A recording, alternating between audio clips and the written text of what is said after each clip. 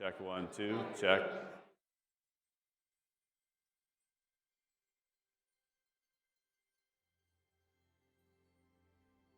Let's get our seats taken for the NAIOP Front Range Leadership Forum presented by Fidelity National Title, Alcorn Construction, Opus, and Excel Energy. We're going to get started here soon. Let's start taking our seats.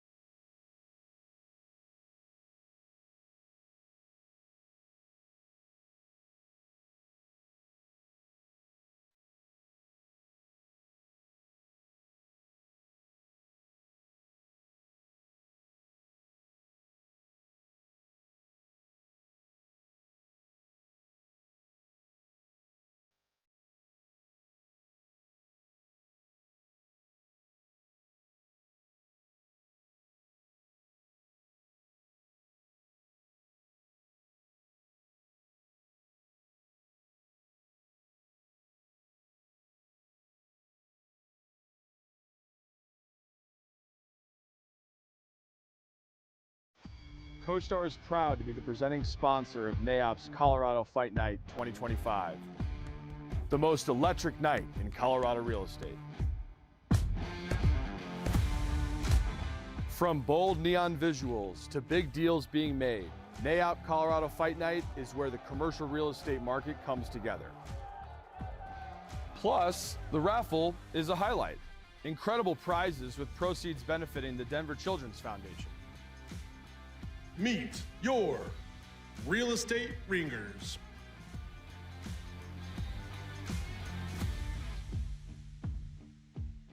Being a real estate ringer means the opportunity to push yourself and test your mental and physical limits. As the oldest guy on the card, I bring the most experience. Hey, I'm excited. This is the battle for debt capital markets. It's private credit. I'm a commercial lender. We'll settle this in the ring. Being a real estate ringer means that I have an opportunity to give back to a great organization. The most memorable part of training has been discovering that I can do a lot more than I thought I could before. I have the best people around me, from my coaches to my friends to my family and coworkers. Everyone is supporting me. I hope you've been training hard, because you're gonna need it. Being a real estate ringer has given me the confidence to step outside my comfort zone and get me in shape. The most memorable part of my training is the community. Everyone's so friendly, everyone's so welcoming. No one is going to shame you for, starting out, being a beginner. They're always going to help you work to achieve your goal. My ability to learn quick and move fast, and my height. I'm going to be using that to my advantage. Watch out. I'm willing to die for this. I hope my opponent feels the same way. The most memorable part of training was the first time I went out, I threw up. The second time I went out, I threw up again. Yeah, my opponent, I plan on going in there and having a result of where he needs to put his out of office notification on permanently. I may come off as a docile, mild-mannered individual, but you only have seen me dressed in slacks and a master's polo over the team's camera. Once I'm tarps off and the hands are wrapped, Gator don't play. This will likely be the first and the last time you see any of these fine gentlemen throwing haymakers on a Thursday, raising money for children, only to have to hop on a call the next day with a black eye and a good story to tell.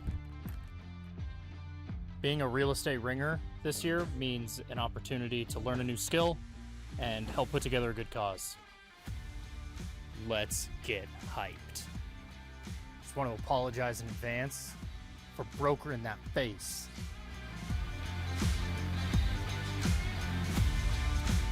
Cheer on our real estate ringers.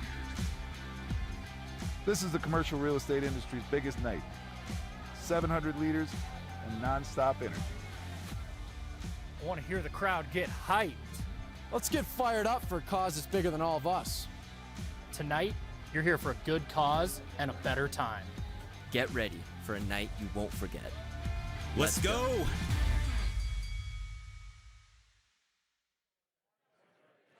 All right, all right, all right. Welcome to the NAIOP Colorado Front Range Leadership Forum. My name is Brandon Kramer, the current NAIOP Colorado president and managing director at Marcus & Millichap. Want to acknowledge the breakfast sponsors today. Our major sponsor, Fidelity National Title, National Commercial Services. Our sustaining sponsor, Alcorn Construction, and supporting sponsors, Opus and Excel Energy. What'd you guys think of the video? Ready for fight night? November 13th at RealWorks. We're going to go through the lineup that we have for you, but we do have a couple of sponsorships and about a little less than 100 tickets left. So if you don't have your ticket yet, get it today. It's going to fill up real quick as we get real close to it. So we had our weigh-in event. Some of you were there. We weighed everybody. Everybody's tracking, so we are going to have a fight. November 13th, as I mentioned, at RealWorks Denver, presented by CoStar, LoopNet, and 10X. Early bird tickets pricing until October 28th today.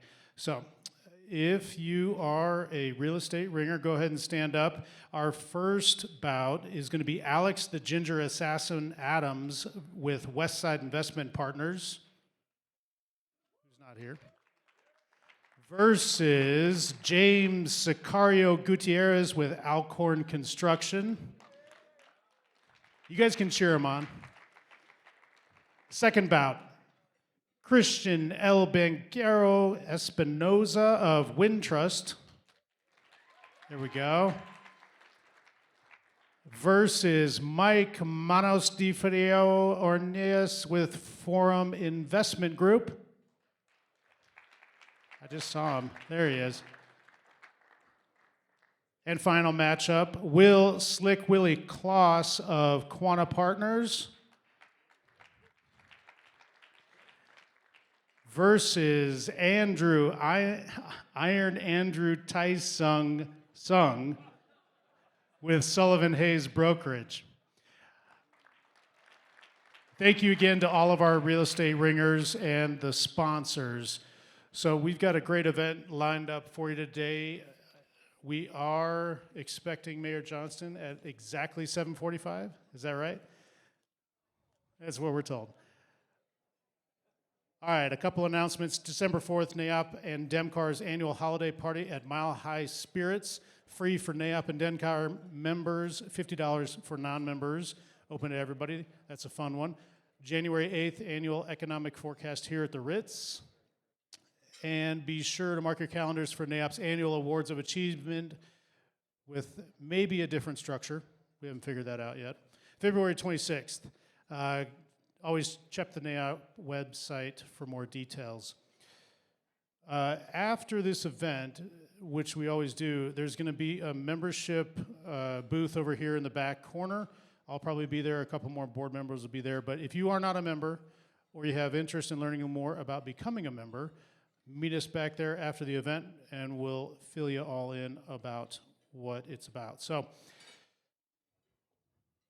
without further ado, I'm going to invite the NAIOP Programs Chair and Executive Vice President with Alpine Bank, Margot Askeland, who put this whole thing together, to the stage.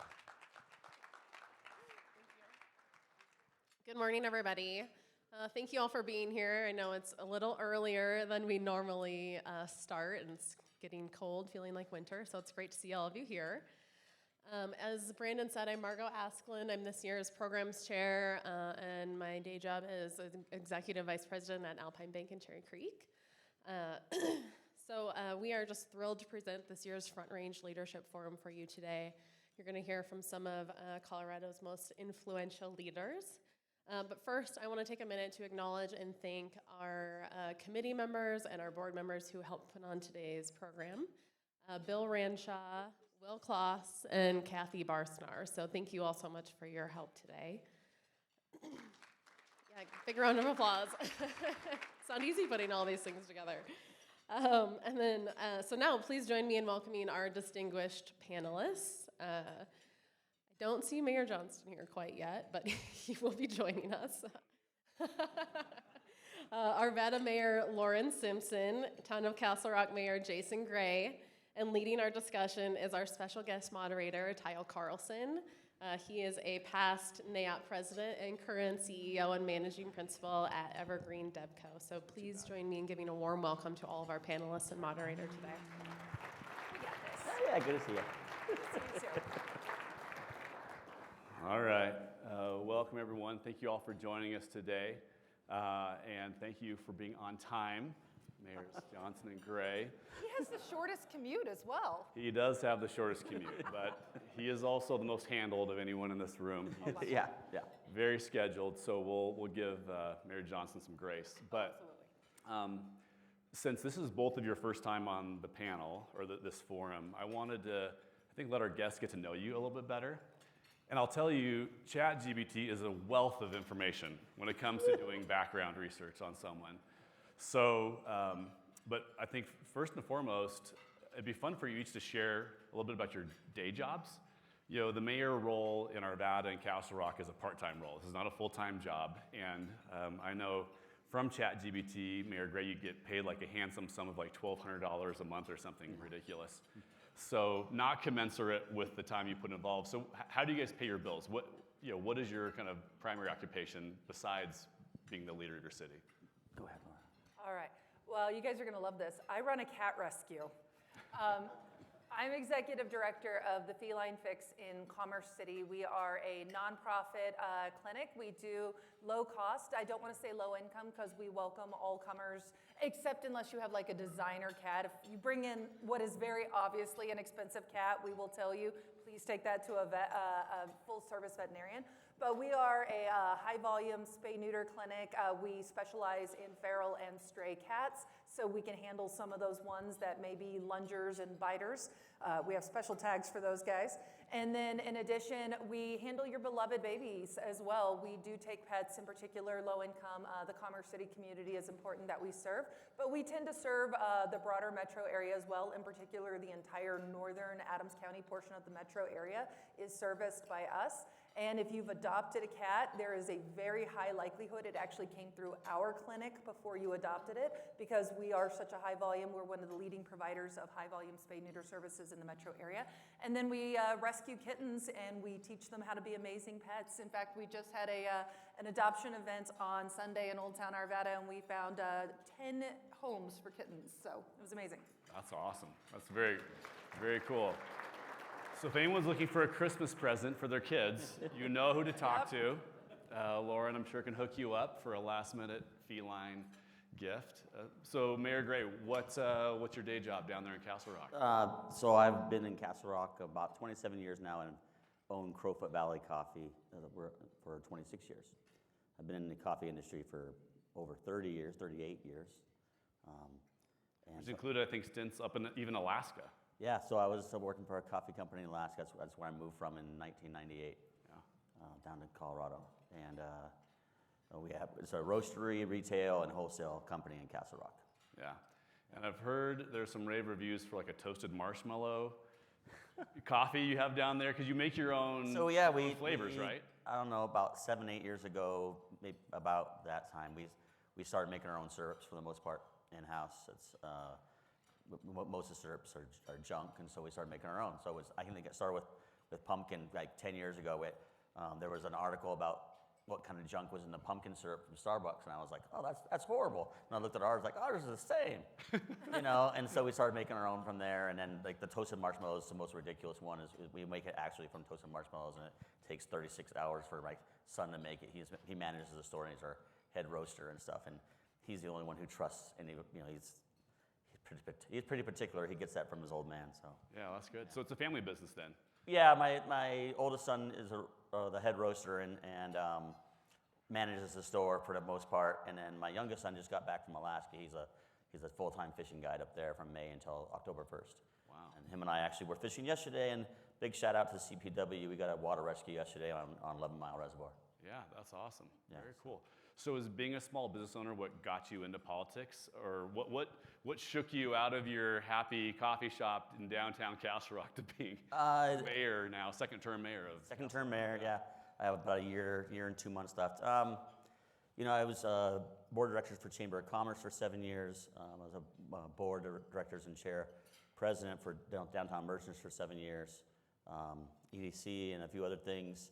But what happened was I'm the first elected mayor in Castle Rock, and as the election was going to go forward, I had talked to a friend of mine, Jason Bauer. He owns a music store in town. He was on council, and he was like, "Hey," I approached him and said, "You should run for mayor." And he's, "I think you'd be really good at it," and still do. And he's like, "No, I can't do it. My kids are in middle school and they're a wreck, and I just can't do it." Yeah. He's like, "You should do it." And I was like, "Well, I don't think so." and he's like, "I think you'd be really good at it." And I said, "I really appreciate that." But my biggest worry was, I'm a people pleaser. I'm in retail, and my biggest worry was I was too thin-skinned for it. And so I was like, "No, I don't think so." And a few days later, the current mayor at that time, Jen Green, called me up and said, I heard you're running for mayor." I'm like, "Oh, I don't." No. "Oh, I don't think so." You know. And No one told she's me. like, "I think you'd be great. I'd endorse you." I'm like, "Oh, I appreciate it." You know. And then a few days later, I get a call from another council member. Like, "Hear you're running for mayor." I'm like, "Oh, no, I'm not running for mayor." And then about a week later, I was running for mayor. This sounds like a reverse coup. Yeah. Yeah. And then there was 3 of us running, and I won by 34,000 votes total, and I won by 57. I heard, 57 votes. That's a nail biter. And then the second time was a little easier. No one ran against me. Yeah. And will you be done after this term? Is it a Yeah, we turned out with 2 terms of 8 years total. Yeah, that's very cool. Yeah. Very cool. So Lauren, what about you? What got you into politics? You had kind of a somewhat political background beforehand, before the cat rescue. It's true. Cats are very divergent. That's a new field for me. Mostly took it, well, yes, I'm a cat lady. I love cats. And then in addition, I wanted to move into nonprofit leadership, and so the executive director role really appealed to me in that sense. But my background is more political. I have a master's in international relations. I spent my 20s in Washington, D.C., working my way up through different jobs. And then for 8 years prior to becoming the mayor, I was a senior foreign policy and diplomacy officer with the Canadian consulate here in Denver, which is like a mini embassy for a region as opposed to the nation. I was the lead political affairs officer for the states of Utah, Wyoming, and Kansas, as well as the lead communications officer. No, I cannot get you into Canada. Please don't ask. I got that one a lot. And so nonetheless, that was sort of my background. And in 2019, as the national rhetoric was really starting to become poisonous, and I'm sad to say it hasn't really gotten better no matter which side of the aisle you're on. I think we can all agree the national dialogue is not the healthy thing that it should be. And I basically had the sense, I'd been volunteering for a long time. I knew a lot of our state folks and our federal representatives through my work. And quite a few of them started saying, you would be really good in office. You should probably run. And I was like, "Oh no, that sounds awful to me. Please, no. But they kept saying, actually, you would be good at this. And it kind of planted that seed a little bit where I was thinking, I'm trained in diplomacy. That's what I do.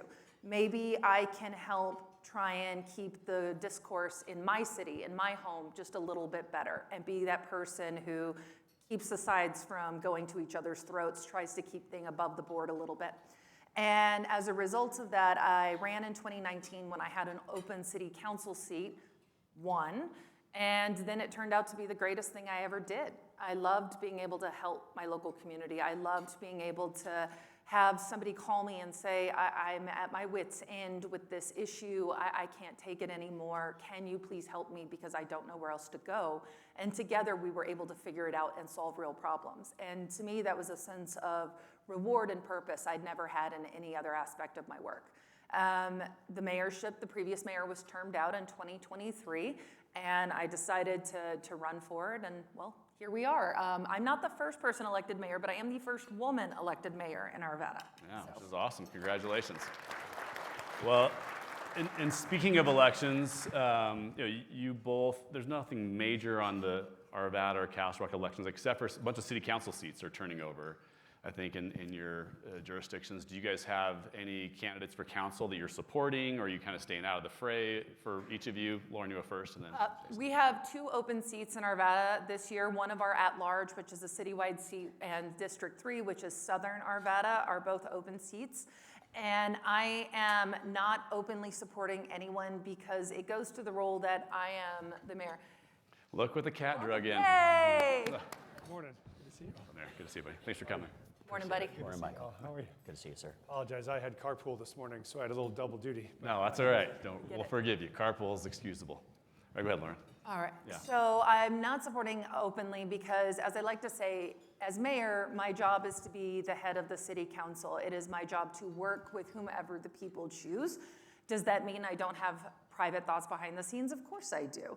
But that said, I'm committed to really working with anybody that the people choose to elect. And in order to do that effectively, I can't publicly get involved in their races. Got it. So you keep your hands clean. I do. Yeah. You know who you're voting for, but you keep it quiet. Correct. I do have an incumbent on the ballot, so it's not an open seat in District 1, North Arvada, and I have openly endorsed him. He's been my mayor pro tem. I trust him completely. He's been a fabulous council member. What's his name? Randy Mormon, Mayor Pro Tem Mormon, and so Well, give him a plug. So yeah, we love him. If you're in District 1 Arvada, I will say please consider voting for Randy. His opponent's also a really good guy, but Randy's done a fabulous job, and I think he's earned another term. Perfect. Well, thank you. So, Mayor Gray, what the council seats that are coming up on Castle Rock? 0. 0. So you guys We don't have any. It's a really boring election. Yeah, in Castle Rock, we had 0 things on the ballot and 0 council members coming on. So. This makes your life easy, right? It does. It's great. Mayor Johnston's life is not easy. Our ballot is not that empty. A very busy ballot, including a huge bond package that's near and dear to your heart. So why don't we just speak for a few minutes about kind of the upcoming ballot, the importance for Denver, and kind of what's mostly on your mind as voters, many of which are in this room, are considering what they do with the papers that showed up in their mailbox. Yeah, you bet. Great to see you all. Thanks so much for having me. Yeah, I do think this is a really important election for us in Denver because it is a really critical chance to make investment in the infrastructure that we know makes the city run. And that includes roads, that includes bridges, that's parks, it's rec centers, it's libraries. So we have a bond package. It's 2A through 2E. It's 5 different measures. Importantly, none of those measures raise taxes. And we have a dedicated mill levy in the city that is used to pay down debt all the time. So the way it works is whenever we pay off debt, we have new bond capacity to add the new issuance of debt. So as we've paid off old debt, we've added this on. I sometimes get the question, well, if we vote no, will taxes go down? And the answer is no, because we have a debt schedule that is about a 20 to 30 year time horizon. And so we have another 15 years of debt to pay at this mill levy rate, whether we pass this or not. So the key is $950 million of investment if we pass it, no new taxes, no increase on your tax rate. But it drives about 10,000 new private sector jobs. It creates $2 billion of economic investment. And it is a key catalytic driver in a lot of the places where we are driving investment around the city. Think about places like the National Western Complex, where we are now building a new equestrian center, a new hotel. But there'll be about 80 acres of land there on the current site that we will inherit to do development, commercial development, residential, retail. This creates the bridge infrastructure underneath the Marion Underpass to activate that site. So it's a lot of things that aren't necessarily sexy, but they are very big impact on both maintenance and repair of everyday infrastructure and catalytic investments for the city. We'll go today to open, for a preliminary opening, the historic Park Hill Golf Course that will now be the largest new park in the city in 120 years. That's 155 acres that we'll have the chance to develop. It's right on a light rail line. You can do housing there. Will be residential and commercial development there. So that's just one of the big projects we'll see. But mostly this is one where we think it's a great chance for the city to pull together. And you'll see a lot of, I think, bipartisan support behind this being the right time. We think when markets are less certain is exactly the time you should make public investment. We should drive public dollars here to help build this kind of infrastructure. And we think this is a shorter timeline. It's only a 6-year bond. So all these projects are shovel ready. They'll be going in the ground the next year or two. They'll be done open within 6 years. And so we wanted a faster timeline with more accountability for us, which you will see if we can get this across the finish line. Great. And this is in addition to the DDA bonds Yes. that are specific to downtown, right? So just this is additional bonding capacity for kind of citywide projects versus downtown specific. That's right, and you'll see, thank you for mentioning that. I think you'll see us making two major public investments into the city's economic recovery right now. The first one is the Downtown Development Authority, which voters passed last year. That's $570 million just to invest in the central business district. So that looks like commercial to residential conversions, that looks like attracting and keeping great businesses in downtown. It's public spaces and parks like Glenarm Plaza at the Pavilions, or like Skyline Park or Civic Center Park. And it's art activations and public safety to help make you love being in downtown. And we're seeing all the right indicators. Crime is going down. We have 3 times more leasing requests over the last 3 months than we did over the last 3 years combined on the 16th Street corridor. And so we are seeing more and more folks who want to come back, which is great for us. But these 2 big public investments, the Downtown Denver Authority and the bond, are the way to make all the investments we need to make it easy to do business here. Great. Well, let's talk about infrastructure in the edges of the suburbs. It's a big challenge in growing places like Castle Rock and Arvada. How do you two work through kind of infrastructure planning and financing? You don't have some of the same bonding capacity that Denver has, but what are some of the important infrastructure initiatives that your administration is working on, Lauren and Arvada and Jason down in Castle Rock? So in Arvada, we do have some bonding capacity, obviously. But $500 million, that's amazing. Wow, I'm jealous. I'm very jealous. You may not be jealous of some of his problems go along with it, but Fair. Nonetheless, so Arvada, we do have bonding capacity, but we have to pick and choose our projects. We are, particularly some of our infrastructure, particularly on the southeast side, is getting quite old and it's aging out. Much of our city, the core central area of our city was built up in the 50s and 60s and 70s, and eventually steel wears out. The first thing we've decided to tackle is our water and sewer, which is where a significant amount of our bonding capacity has gone to. So we are replacing multiple trunk lines across the city. Not sexy work, but trust me, you don't want to be the house that has a sewer back up into your basement. Incredibly important work. So we have gotten that done. We've made significant progress over the past several years. And then in addition, we just approved purchase of land for a new water treatment facility. We have 2 water treatment facilities. One is still in great shape. Ironically, it's the older one, built back in that time when they built things to last. And so that one's holding strong. But the one that was built in the early 1980s, unfortunately, it is worn out and it cannot be revived. I took a tour of it about a month ago, and it's shocking. I can show you some pictures on my phone, but with the corroded steel, we actually have duct tape in a couple of places. We will not put that in the newspapers. Arvada is held together by duct tape. If it can't be fixed with duct tape, it can't be fixed. But nonetheless, it's incredibly important we do this work. We've got a few more years of life left in that facility, but then it really needs to be retired in whole. And we need to think about future planning. So instead of building on same site, we decided to purchase a new site that is larger and more capable of taking future expansion. As the city grows, we have a significant amount of land on the northwest side that enables us to still have some growth. And in particular, I will say, as the metro area continues to spread, even though the city's boundaries are what they are right now, we didn't used to be on the northwest side. Now we are, and we are the entity that happens to be up there. So we have to think, what is potential long-term solutions that may not be dealing with us, we have to face right now, but in 20, 30 years' time, what might be the city be facing in the future? So we're addressing that. And then in addition, the next big conversation with us is our roads. Arvada has the 5th worst roads in the state of Colorado. Our city put forward bond initiatives to our voters in a couple times in the 90s, a few times in the 2000s, I think once in the early 2010s. The voters denied them every single time. And now we have the proof of those outcomes because we were never able to get to the roads.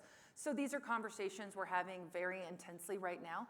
Arvada has a conservative planning budget. We do a 10-year fiscal plan, and we tend to err on the conservative side, so we have incredibly healthy reserves. And the city manager and I, we just discussed it. We're going to be pulling $12 million out of reserves to work on 2026 initiatives. Now, $10 million, as you all know very well, doesn't go that far. But between capacity to serve, we didn't want to pull more than we actually have ability to do. So we're pulling 10 million out of reserves. We still have a very healthy fund balance, and we're going to apply those to roads, as well as $1 million to our Old Town Reinvestment Plan, and $1 million to help tackle homelessness. That's great. So up you, Mayor Gray, down in Castle Rock, there's lots of development going on, especially on the south side of town, where West Side's busy with their big master plan. But tell us. Yeah, so West Side, getting at West Side, I got a big project there. We're at that. We have our new interchange. It's Crystal Valley Interchange, $145 million in change, with no money from the DOT, unfortunately. But that's the way CDOT rolls. I digress. But the bridge over the interchange bridge is due to open the 22nd of November. The great thing about that is it'll allow access to both sides. The interchange itself won't be open, but we can start accessing the west side a little better.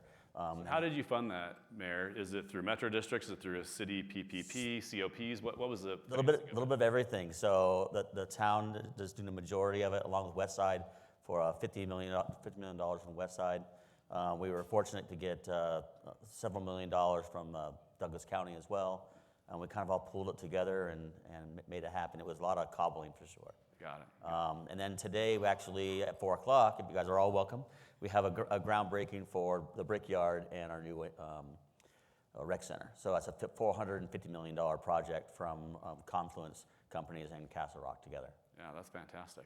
And So 4 o'clock today? 4 o'clock today. Yeah, all right, And then, come on down. And then we also just recently closed on our 681-acre park, one of the largest parks. Yeah, the big open space. That's huge. Yeah, so it's a Lost Canyon Ranch open space. That's the biggest city park now, right? On the Front Range, yeah, I think so. It's just fantastic. Yeah. That's great.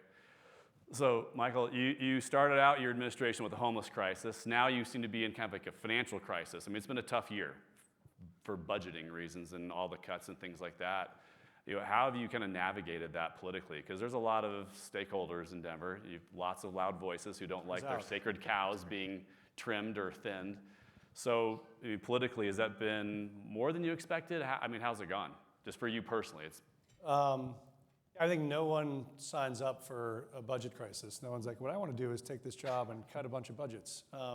But it is what responsible leaders have to do, right? If you ever run a business or balance the family budget, you don't get to choose the times you live in, you have to lead through them. And so I think for us, what we found was the current growth of the city was unsustainable. We, as an example, the city has doubled its budget over the last 10 years while the population of Denver has grown by 14%. That's not a sustainable trajectory of growth, particularly when you get in times of economic tightening around sales tax. And so when we saw normal sales tax growth year over year for us is about 5% increase. We had budgeted the most conservative budget in 20 years last year for 2.5% growth this year. We reduced the size of government, we reduced the headcount in government last year in preparation for this, and then sales tax went to zero after the tariff wars began. And so that was what created that $200 million gap. And so our belief was you got to do three things. You have to first right-size the budget, which is why we eliminated about 1,000 positions across the city. Most of those were vacant, so only about 150 layoffs. You also have to look at how you can make government work better and cost less. And so we focused more on efficiencies, how we can reduce regulations, take away some of the things that are both burdensome for customers and burdensome for our employees, and how we can find ways to digitize and modernize services so we put more services into your hand on your phone than having to have them be in-person services. So I think all three of those have been steps in the right direction, and we've critically defended the most important investments in the city. And I will tell you, if you care about this, we'll need you to engage right now, because for me, the top of that list of investments are things like public safety, which is, we are very proud of the fact that we have brought more officers onto the beat in Denver over the last 3 years than any time in probably the last 25 years. We have also invested in recruiting and retaining those officers more effectively, and that is why over the last year, Denver has delivered the largest drop in the homicide rate of any of the 100 largest cities in the country.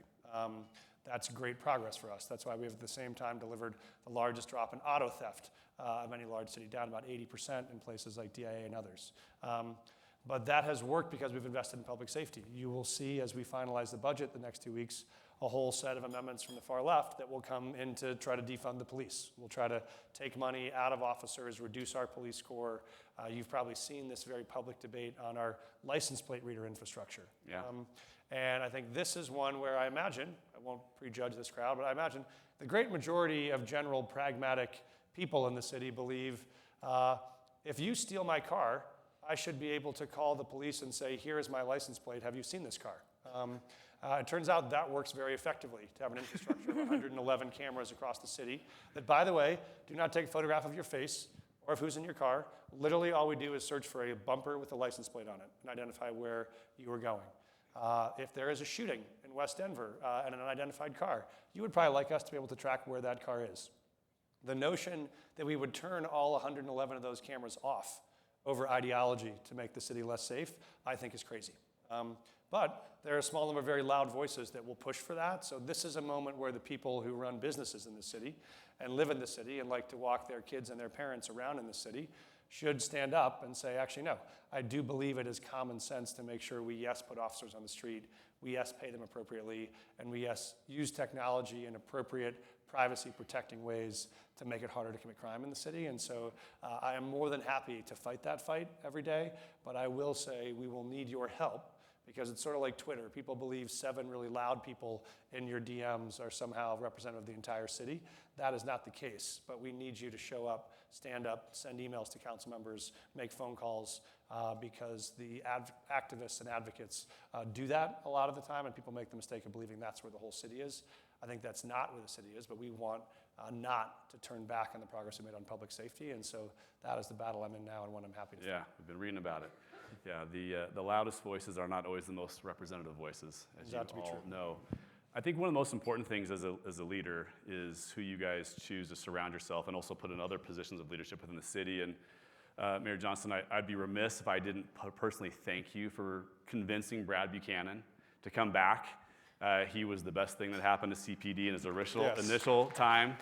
And he's back, and we're so thankful for that leadership move because it's. Can I just tell you why? Next, I was just talking to Brad about this last night. When Brad started, we were at 48% on-time weekly permit approval in the permitting office. Brad has an entire dashboard he and I track every week. The goal was to get to 90%. It took him 2 years the last time we started to get to 90%. 3 months in, we crossed 90% on-time arrival on permit delivery last week, yesterday, and I think we will keep tracking that every day to make sure our job is to serve customers effectively, and we plan to be at 90% above all the time. So we're delighted to have Brad back. Yeah, well, my next wish is that you put Dottie underneath Brad as well. If you can pull off that hat trick, we'd be thrilled because those are the 2 twin tigers of Denver processing, and I think we're feeling really confident about the CPD side of things. Dottie is this unwieldy beast that also has to be involved in all these processes. The benefit, as you know, is for the first time we created this Denver permitting office, which took the 280 people who all do permitting across 7 different departments. And we unified them all under one person who is a direct report to me, Jill Jennings-Golick, who works directly with Brad. And so now for the first time, she does have dominion over Dottie, or over fire, or over parks. Did you give her a whip and a cattle prod too? She is a force of nature, but as a couple developers like to say to me, Mike, I'm tired of negotiating fights between 2 people with the same email address, which is you no longer have to ask parks why they can't get along better with fire to get your permit approved. We have now a 180-day promise that every project is through site development plan and permitting in 180 days. Or if not, within 14 days, you get an immediate appeal directly to me and to all 7 of those executive directors. Our belief is there is no permit reviewer who's going to want to come in front of the mayor and 7 executive directors why they couldn't get a permit done. So we have yet to have one that hasn't met that timeline, but the goal is to make sure every one of those projects are done in 180 days instead of what was the 3 years they were often taking before. Yeah, painfully. Yes, I've experienced it myself. Mayor Gray, obviously, Mayor Johnston benefits from being in a strong mayor system. It's a different political setup in Denver with his ability to pick and choose leaders and things like that. But in Castle Rock, how does your office and the council go about selecting city managers, department heads? I mean, what's the process for getting the right people in the right places in Castle Rock, especially being such a growing? Yeah, well, our city manager, our town attorney, and our judge is all done by the council. Yeah. And then we work really closely with all the directors as well. In order to go of a director, it has to go through the council as well. But it's a challenge because I think there's a lot of people out there, citizens in my town, who believe I have zero power or all power. Yeah. And it is interesting to have that conversation. It's somewhere in between. Yeah, absolutely. In Arvada, what about you? Yeah. So we also oversee our city manager, our municipal judge, and our city attorney. Arvada actually had the opportunity to select a new city manager last year. The previous city manager left, and we went through an entire process, a national process. And one of the things that I think that is really important that we do, we actually have our department heads do part of the interview process and score. They don't get to make the decision, but they can score, and it really helps us be sure that we are listening to the people that this person needs to be managing. We take those recommendations from our city leadership team very, very seriously. We also do a very interesting thing where we invite city managers from neighboring cities who understand the issues that we're going through, that we have great relationships with, to come in and also sort of, again, interview and then just give us their honest feedback. They're not making the decision. That is 100% the council's responsibility. But I value those insights incredibly, incredibly highly because these are people who wouldn't just be their colleagues, but who know that job. And then they have insights that it just wouldn't be possible for me to have on my own. So we make it a very institutional, sort of broad collection of stakeholders, take all the feedback, and then make an educated decision. We wound up hiring our deputy manager, but I'm already really excited. He's been in the position for a few months now, and we're already seeing really great things happen. That's great. Well, that's someone who obviously already was in the system and kind of knew the game. Don't have to start from scratch, yeah. He was a former police chief and then a former director of public works and then the deputy, so he knows a lot of departments. Yeah, that's fantastic. That's great. One of the primary roles of government is to help kind of influence the market, the private sector market. And what are some of the, and this is all a room filled with real estate investors, developers, people involved in that ecosystem. What type of investments are you thinking the market's not delivering in your community from a commercial real estate standpoint, either types of housing or types of commercial buildings or types of master plans that you think we're missing out on in your space? So in terms of housing, there are two pieces that I think we really need to help move the needle on the housing crisis. You're all going to groan. Condos. I know construction defect reform is a real issue. I've been a big champion for reform at the state level. I know they got some done last year. We need more to go. It wasn't enough. And so, but nonetheless, if you are interested in doing condos, we desperately need this ownership opportunity, both for first-time home buyers as well as for seniors looking to downsize but have no desire to rent. And then that actually leads me to the next one, cottage homes, in particular smaller single-family units for seniors looking to age in place. In my city, and I'm sure this is true of both your cities as well, we have a significant population of older adults aging in large single-family homes. We're looking at homes that are anywhere from 3 to 5 bedrooms, multiple bathrooms, and you have one elderly individual with stairs. It's not good for them, and it's tying up a desperately needed market supply for the young families in our community. So we have a bit of a logjam there. So I would say those are a couple of housing opportunities I would personally be very, very interested in talking to you about. In addition, for the commercial, Arvada is a sales tax-based city. However, we're also a bedroom community. And so I think there's been a bit of a disconnect between long-term planning historically versus what we really need in order to keep the city thriving. We want to make sure we are investing in our commercial corridors. We've had a lot of redevelopment thanks to our Urban Renewal Authority along our Ralston corridor, which is sort of the east-west connection along the southern side of the city. And then Wadsworth is seeing some new things come in. We've got a Whole Foods coming in, which we were really, really excited about. We lost the Trader Joe's to Westminster, but that's okay. We got the Whole Foods. And then in addition, there are more market opportunities available. In particular, our Sheridan corridor, I think, is highly underutilized. It does not have best use right now. And so if you are looking for infill redevelopment of maybe some more tired shopping centers, whether it is your shopping center owner looking to reinvest, or if you are interested in making acquisitions and then working with the city on what could be possible, we're very interested in having those conversations. Our Urban Renewal Authority will be going through the process of becoming compliant here in the next year, and then in the process moving forward, looking at new areas to designate since the existing areas are all sort of wound down and starting to retire a little bit. So it's going to be an exciting time, and we're going to have some tools available to look at. That's awesome. Mayor Gray. Oh, yeah. Well, I guess with us, housing is still an issue, but I think we do a really good job with our IDD population and a really good job with our senior population. As far as incentives and that kind of stuff, we don't do a great job with our middle and lower income right now. We do a really good job with our ADUs. We have pretty robust ADUs in Castle Rock. We passed the law or ordinance allowing them in 2016, and we have a pretty robust ADU project. We don't have condos as well. That's a bigger issue as well. We as Metro Mayors, we fight that, and CML, we fight that every year and trying to get more and more condos. We're also really looking hard and with our partners, ACC and Westside as well, and other partners, Confluence, of getting some bigger businesses. You know, we're looking at aerospace along with Castle Rock and Douglas County, trying to lure some more aerospace in Castle Rock. Like I said earlier, we're doing that groundbreaking today for that $450 million project, and I think that hopefully will, build some more bridges with some bigger companies. And I think that we have a robust public safety with our fire and police, and I think that helps a lot with the livability of Castle Rock. Recently ranked, 1 in the country. Yeah. It's nowhere to go from 1. Mayor Johnston, what types of investment are you trying to attract your administration into the city of Denver right now?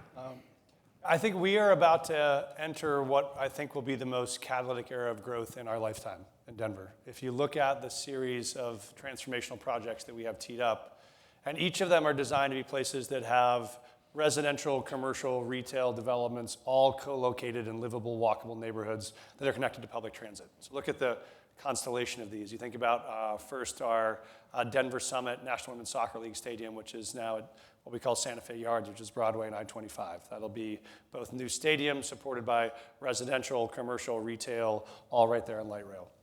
You go north, the reason why I spent the last 2 years working on the Broncos deal was both because we wanted the Broncos to be in Denver for the next 50 years, but also because it creates really a once-in-a-century opportunity for economic development in Denver. You have now Burnham Yards, where we'll have 100 acres of development for a site that's been abandoned for 150 years, never had development on it before.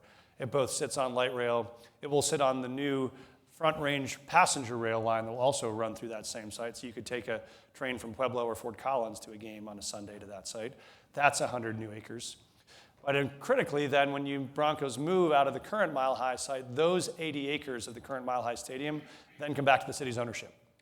So we now have the chance to build an entirely new neighborhood right there, connected right under the bridge to the area campus, connected to Ball Arena and River Mile, connected to West Denver and Sun Valley. You will never get 180 acres in central Denver again for development at that moment. You add to that the $600 million investment into downtown through the Downtown Denver Authority. You add to that the Ball Arena River Mile development that Kroenke is working on. You add to that the 80 acres of the National Western Complex, all those commercial, residential, retail, all of them on light rail, and you add to that the advent of the newest, largest park in the system. Think of what Wash Park became, or Central Park became, as a galvanizing force for economic development once you create parks of those size. Those are 7 major projects all along a light rail corridor, all launching over the next 10 years, all with the belief that if you do commercial, residential, retail in a co-located space, you get actually more activation and more quality of life. And so that is our big bet, is yes, we got to bring on about 5,000 more residential units a year to keep up with the affordability demand, but we want those not to be randomly scattered around the city. We want them to be concentrated in places where people can easily get to work or to places they love to play and visit. Yeah, I would agree. I mean, there's some really just dynamic projects that will transform the city, and some of them obviously have happened in your administration. Some of them started beforehand and just are coming to fruition, but it is a super exciting time. How do you navigate getting those big projects off the ground with the council, where it's very visibly there are some challenges in working with this current council and some pretty significant ideological differences? How do you navigate that as a strong mayor? I mean, you don't get to vote on these things. You're sending bills or things down the fairway to city council chambers, and how do you work with your current council? I think the reason is these are win-win-wins for the community. They both drive economic growth. They add more housing, which is badly needed. They add more jobs, which is badly needed. They allow the city to focus more around a transit-driven lifestyle. And so if you are a bike and pedestrian advocate, or you are a grow the blue-collar jobs in the city advocate, or you are a more affordable housing advocate, or you are I would love to be able to go take my daughter to watch professional women's sports in my city advocate. Every one of those, there's something for everything in these categories. And so I think what we try to do is keep people engaged on what the big picture is. But yeah, those big four, really, the National Women's Soccer, Burnham, Old Mile High, Park Hill Golf Course are all new launches in the last 18 months. The Stock Show, Ball Arena, River Mile were going. There was a question of how to find the identity for those locations. But we think together they make for a really compelling package. But I do think it's also, I believe in the mathematics of the sometimes more silent majority of people who do want to see more great places to live and work and play. And so we'll lean on voices like the ones in this room to say, yes, we do want to make sure these happen and get off the ground, but I think we can build a critical mass of people who are excited about it. Yeah, fantastic, thank you.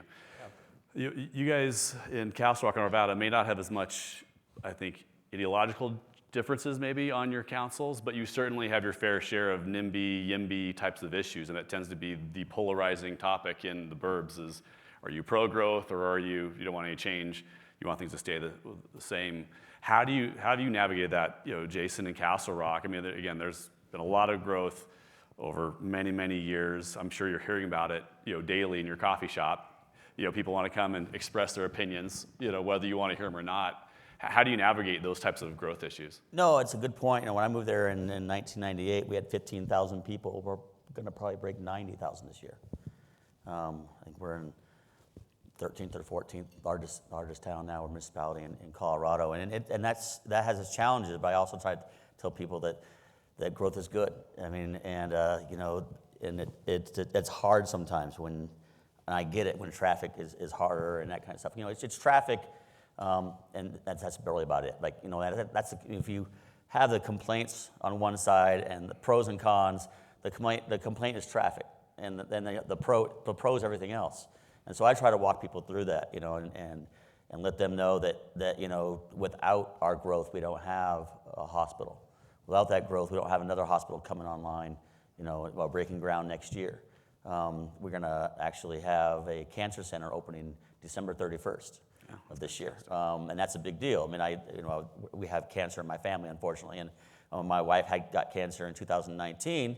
She had to go to Lone Tree or Porter. And my sister-in-law, who lives with us right now, has cancer, and she has to go all the way to Porter all the time. And I think I think a lot of people are surprised when I say we don't have a cancer center. We can diagnose it in Castle Rock, but we can't treat it. Yeah.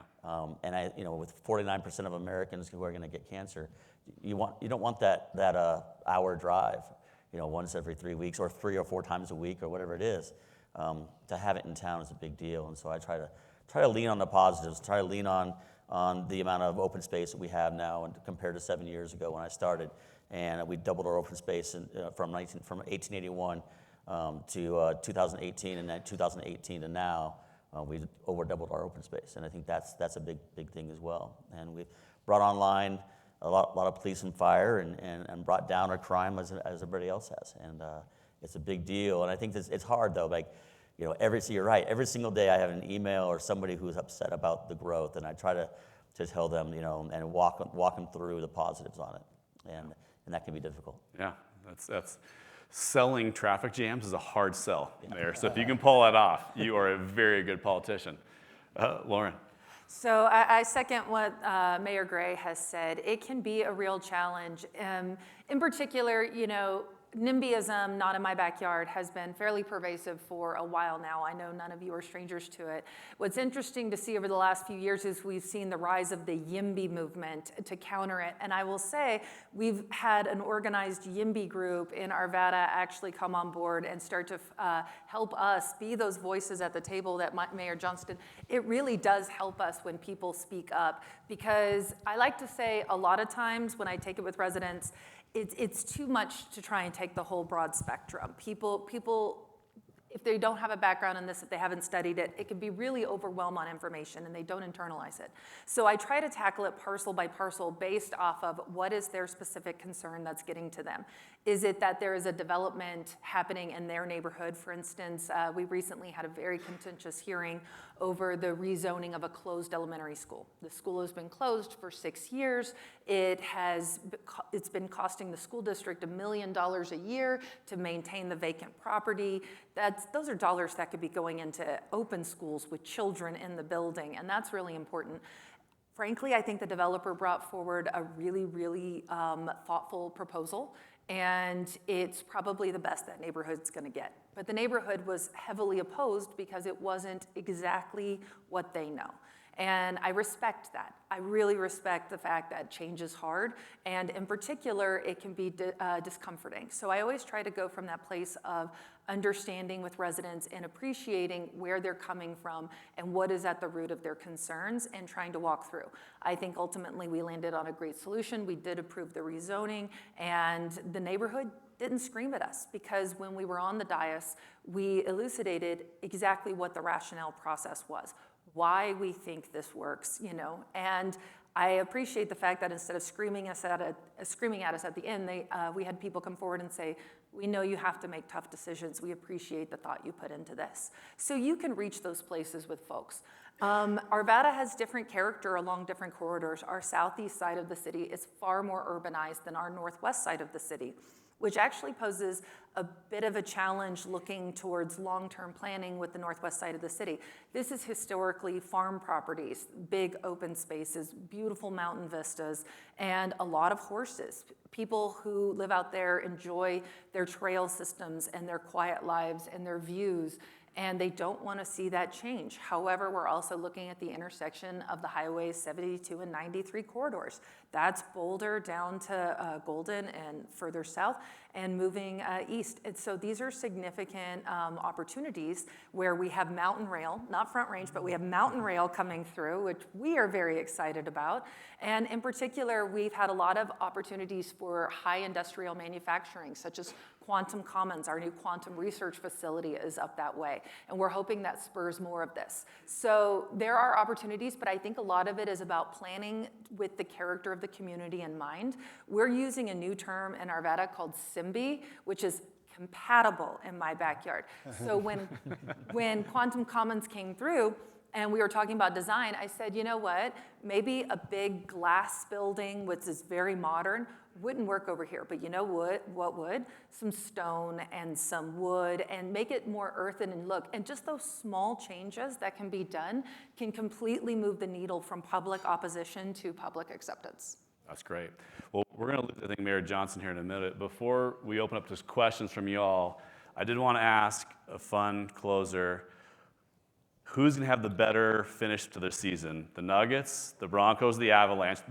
All three teams, I think, have got good seasons coming down the pike. The Broncos are a little bit further down their season, but of the three currently playing teams, which is your favorite to go the furthest in their respective leagues? So, Michael, we'll start with you. I can just say I've already checked with the chief of police for the coordination of 3 championship parades, and it's actually possible to do all 3. Love it. I love it. We are ready for that season. That's fantastic. All right, so you're not gonna wait. No, I have predicted publicly the Broncos will win the AFC West. I don't think they win the Super Bowl this year. I think they win the AFC West and maybe go to the AFC Championship game. Yeah, they're looking good. I think the Nuggets bring home the title this year. Yeah, they're starting off strong, but still early, Yes. pretty early. And I think the Avs will be in the Stanley Cup, and we'll take our chances. All right, I like it. I like it very much. The Broncos may need to keep those Angels coming. I mean, they seem to be pulling in, divine intervention every game, to help them win. But we'll take it. Mayor Gray. Everyone probably knows who talks to me. I'm delusionally positive, and I you have to be a mayor. And I always think that every single Denver team is going to win it all, including the Rockies. I mean, like I said, delusional. We'll take it. Mayor Simpson. With the first 2 games of the season, I wouldn't have said the Broncos, but after Bo Nix's performance in the last 5 games, we whooped the Cowboys, y'all. I know. That was awesome. The game against the Giants, didn't they set a record with that one? Yeah, they did in the fourth quarter. That was amazing. So I'm not going to bet against a team. They always say watch out for teams that get hot in the fourth quarter, and the Broncos are demonstrating that they are that team this year, so that's really exciting. Nuggets, we've got the best player in the world. Avalanche, we've got 2 of the best players in the world. I'm not going to bet against anybody this year. All right, I like it. Well, questions from the audience. Is there anything that you guys have been thinking about or is going on in your communities, if you live in any of these communities? And do we let you go? I'll take the first one if you want. Okay. I have to, one question for Mayor Johnston. It's going hot. All right. Does anyone have anything they'd like to ask him? All right, in the back. I was going to say. Yeah, geez. Fantastic. Hi, Mayor. I'm Jesse Zamora with the Colorado Association of Realtors. I'm a government affairs director. You might have heard of the construction defects law that just went into effect in August, House Bill 25-1272, known as the Colorado American Dream Act. What plans does your city have to use this law or encourage it for developers to bring more for-sale multifamily housing to your jurisdiction? Great question. Not a softball question. There you go. Agree with Lauren. We've pushed hard on construction defect at the legislature last year. Kaufman and Yemi and I all signed a letter together. We would like to see more aggressive progress made on that. We do think this is a critical missing part of our portfolio. Is a starter home in Denver can't be $750,000. That doesn't work for math, and so we need to have for sale purchase options. So I think we are very aggressive about an all of the above housing strategy. We want housing at every income level of every type and structure, and so we just launched a new middle income housing plan, which is focused on a property tax abatement for anybody that builds affordable units for people around 80 to 100%. So really workforce housing dedicated.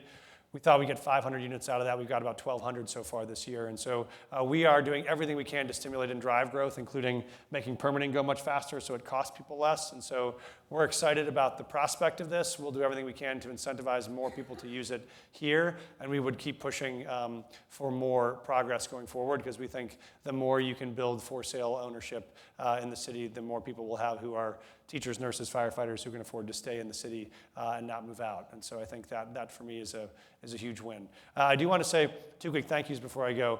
One is if you are excited that the Broncos are in Denver for the next 50 years, you should thank Lisa Lumley, who's our director of real estate here, who's can tell you all of the behind the scenes operations about how that deal got closed, but she's an amazing force of nature, gets more 6 a.m. calls from me than any human should have to get. And separate is Tom Kyler, my friend, is here, and Britt, both from DDP, the team who has really been the visionaries behind redeveloping and redesigning the 16th Street experience. So if you've walked back downtown and said, gosh, it actually feels pretty good here, that is because of Tom and Britt and their work together. And so thank you all for all that you're doing. And I would just say this is, the battle can feel hard, but I think the key is it is light work if we're all in it together. There are going to be always folks who are going to throw stones from the sidelines. We are in a fight for the soul of the city over the next 10 years, and that is about, can we manage crime? Can we manage homelessness? Can we create an economic environment where folks want to invest and want to stay?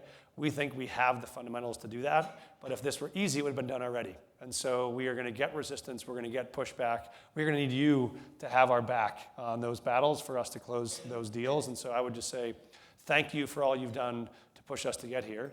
We need your help to push us for the next 50 yards, because we're going to need to close this to make sure it's a place where you feel like the city's vibrant, it's affordable, and it's safe. I think we have a path to do that for the first time in 5 years, but we're going to need your help. So thank you so much for having me. Great to see you. Thank you, Mayor. Thank you, Appreciate my fellow it. mayors, for joining me. Good to see you. So we'll excuse Mayor Johnston. Questions from the audience for Mayors Gray and Simpson? If not, I've got 2 fun ones. But if you guys have any questions about Arvada or Castle Rock, what's going on? Okay. I have two questions. One, Mayor Gray, I know Mondays you have a favorite hobby, which I believe is Mondays are fishing days. Yes. So what's your favorite fishing spot, like right now, like next Monday? Where are you going? Don't worry, don't tell us the exact It's kind of hole, a secret, yeah. But like which river, which area, if someone wants to come join you. Probably Cheeseman Canyon next Monday. Okay, got it. If you want to go to Cheeseman Canyon, the parking lot's not very big, so you got to get there early. Okay. But probably Cheeseman Canyon. We went to 11 Mile Reservoir yesterday and paddled that. Unfortunately, the fishing boat we were on, the oar broke, about snapped in half. And that was unfortunate because when we had to call CPW for a water rescue, that was. You didn't want to go swimming. That wasn't great. So they did rescue you. That's yeah, great. they did. Okay. They did a great job. You know, we oar broke around 12:30 in the afternoon, and we set anchor for a little while. The wind was starting to pick up, and we fished some more. My youngest son is practicing his spey rod, which is about a 60-foot cast, and he's practicing that right now. And wow. So he did that from the boat for a while until the wind got too much. Then we finally went to shore, but in the middle of 11 Mile Reservoir, and then fished from there for a while until we finally went, we'll go ahead and call CPW. Yeah, the wind can whip up there too. It was about 25 knots when we got in. Yeah, you want to definitely call in the reserves for that one. But yeah, so in general, I try to fish pretty much every Monday, but I'll take any day, at least once a week, year round. My father passed away from Parkinson's dementia, and before he passed away and lost his speech, one of the things I asked him what he missed, and it was fishing. And him and I grew up fishing, and so my wife's a marathoner, and the way she loves marathoning and running is the way I love fishing. So I sat down with her in 2017 and said, I want to fish one day a week for the rest of my life. That's amazing. Yeah. And a great thing to share with your boys, obviously. Yeah, no, they love it, and I have friends that I go with. I try to go out about once a week. We have an anglers club tonight. So our anglers club meeting at 6 o'clock. So right after the groundbreaking, we have an anglers meeting at 6 o'clock. You guys are welcome to come. All right. And where is the meeting held? At your coffee shop? At Crowfoot Valley Coffee. All right, there you go. There's a plug. 734 Wilcox Street. That's right.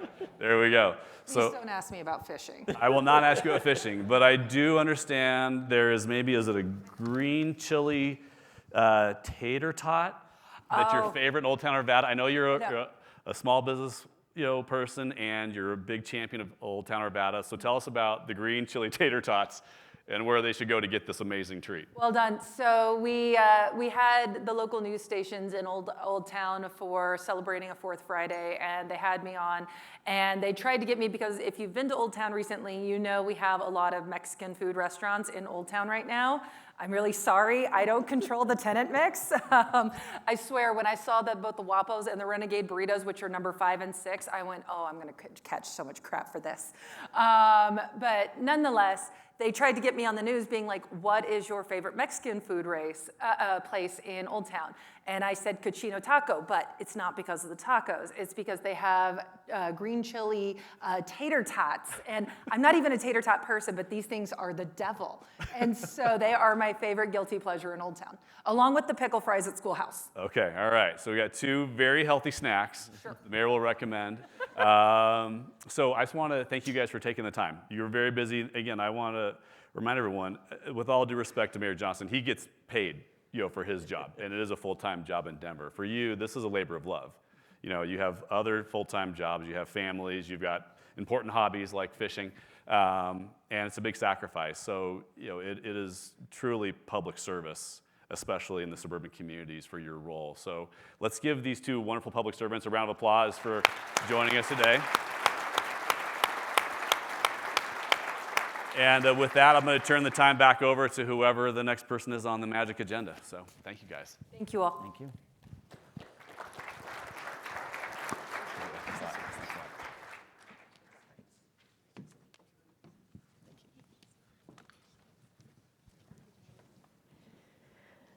Thank you again to all of the mayors up here who joined us today. I really appreciate you sharing insights on both the successes like Brickyard down in Castle Rock and some issues and struggles like budget cuts that we can all relate to. So thank you again for your time and for joining us today. I really appreciate it. I want to also take some time to acknowledge today's breakfast sponsors, Fidelity National Title, Alcorn Construction, Opus, and Excel Energy. Thank you all for contributing to today's event. And then just a couple of announcements before y'all leave. If there's any new or prospective members that want to hear more about NAIOP, we will have a meeting in the back of the room led by Brandon Kramer and some other board members if you want to chat and hear more about what we do. And then just another plug for Fight Night. We look forward to seeing you all. It's November 13th. Please come and join us. It's one of the best events that we put on. It's a super fun event, so come out and enjoy. And thank you all for attending today's event. Have a great rest of your day.